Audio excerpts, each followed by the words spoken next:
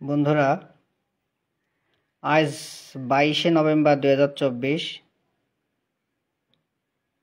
আপনারা জানেন আমি যে কেসটি আপনাদের দেখাই সেই কেসের ফলো আপ আজ হোক আর 6 মাস পর হোক আমি দেওয়ার চেষ্টা করি।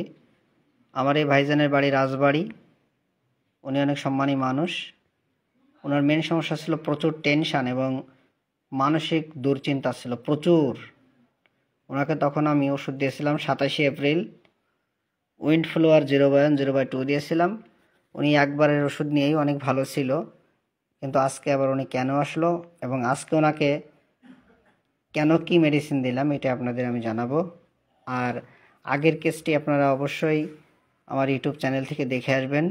আমি ওনার ভিডিওর লিঙ্কটা দিয়ে দেব। তো ভাই আসসালামু আলাইকুম। ওয়ালাইকুম আসসালাম। তো ভাইজানকে আমি প্রথমবার যখন ভিডিও করেছিলাম তখনও দেখাই নেই, এখন ওনাকে আমি দেখাবো না। তো ভাই আপনার মেন সমস্যা ছিল প্রচুর টেনশন এবং মানসিক দুশ্চিন্তা, তাই তো? জি, আপনার ওষুধ খাওয়াতে আলহামদুলিল্লাহ আপনি ভালো আছেন? আলহামদুলিল্লাহ, আগের থেকে ভালো। আচ্ছা, এবং আপনার পায়খানার সাথে প্রচণ্ড আকারে আম যেত, আম কি এখন আর যায়? না, ওইটা নেই। কিন্তু ভাত খাওয়ার পরে টয়লেট হয়। হ্যাঁ, এটা আছে। আপনি তো একবারই ওষুধ নিয়েছিলেন। একবার। আচ্ছা, আপনি একবার ওষুধ নিয়েছিলেন এপ্রিল মাসে, অর্থাৎ প্রায় 8-9 মাস হয়ে গেছে, তাই তো? জি।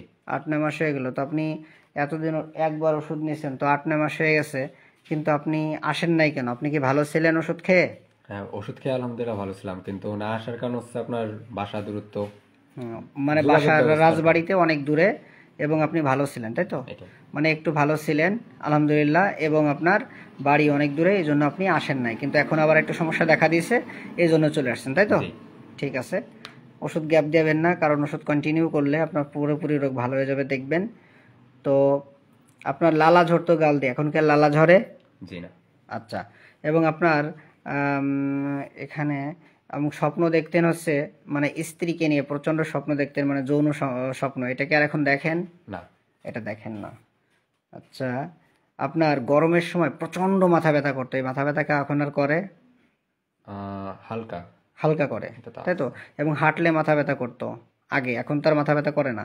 না। আচ্ছা, আগে হাঁটলে প্রচুর মাথা ব্যথা করতো, এখন হাঁটা চলা করলে মাথা ব্যথা করে না। প্রতি বছর গরমের সময় মাথা ব্যথা করে।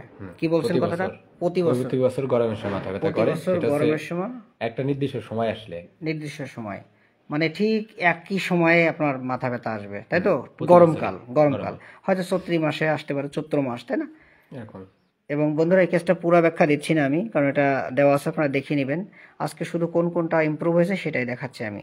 এবং আপনার চোখে পার ইয়ার একবার, মানে চোখে আপনার অঞ্জনে উঠবে প্রতি বছরে একবারই, প্রতি বছর যখনই গরম গরম চাগাল দেবে, প্রচণ্ড গরম আসবে, তখন। এবং তখনই আপনার মাথা ব্যথা হবে, পাশাপাশি চোখে অঞ্জনে উঠবে। ঠিক আছে তো?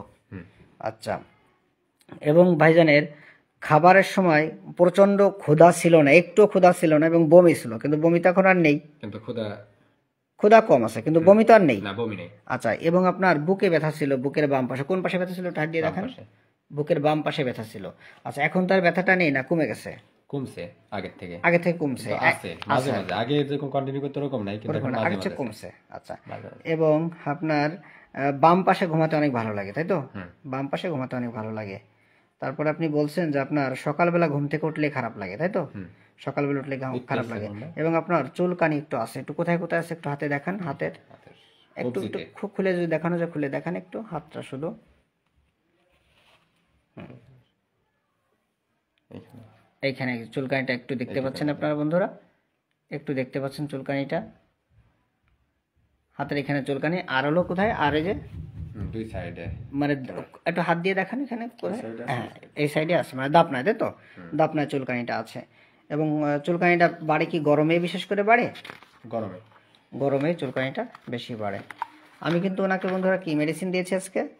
আমরা উইন্ডফ্লোয়ারের পরে আমরা আজকে ব্রিমস্টোন দিয়েছি। কেন দিয়েছি আমি যদি রেপার্টরি থেকে একটু দেখাই, রেপার্টরি থেকে যদি আমরা দেখতে চান আপনারা, সেটা হচ্ছে পালসিটেলা। উইন্ডফ্লোয়ারের একটা নাম পালসিটেলা।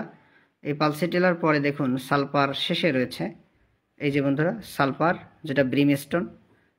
আমরা কিন্তু এই রেপার্টরি একটু সাহায্য নিতে পারি, এবং সম্পূর্ণ যে সব রেপার্টরি দেখেই যে ওষুধ দেবেন তা কিন্তু নয়, আমাদের সিমটম মিলাইতে হবে। আমি এখানে বিশেষ করে একটা গুরুত্ব দিয়েছি আমার দাদাভাইকে, যে উইন্ড ফ্লোয়ারে কাজ করেছে কিন্তু সম্পূর্ণ কাজ ওনার কাভার করতে পারিনি, ওনার অসমাপ্ত কাজ আমার এই ব্রিমস্টোন কাভার করবে। তো আমি কিভাবে কোনটাকে বেশি গুরুত্ব দিলাম আজকে, সেটা হচ্ছে ওনার প্রতি গরমের সময় মাথা ব্যথা এবং চোখে অঞ্জনি। ঠিক আছে ভাই? জি। আর জ্বর থাকে? আর জ্বর থাকে, মেন জ্বর এবং চোখে অঞ্জনি এবং প্রতি বছরই এক টাইমেই মাথা ব্যথা।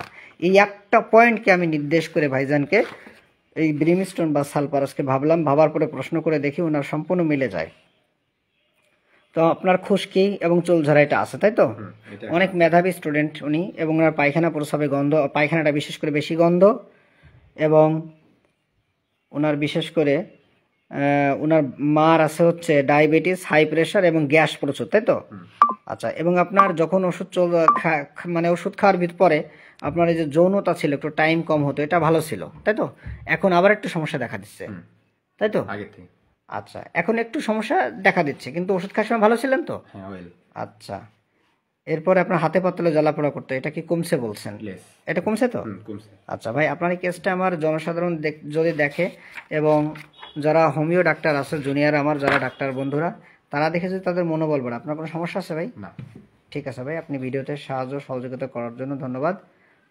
আপনারা পুরো কেসটা দেখে নেবেন। আমি আজকে দাদাভাইকে ব্রিমস্টোন দিলাম একটা পয়েন্টকে নির্দেশ করে, তোমার দাদাভাই ভালো হবে, আর ভালো কেসটি আবার আমি আপনাদের মাঝে শেয়ার করব। ধন্যবাদ।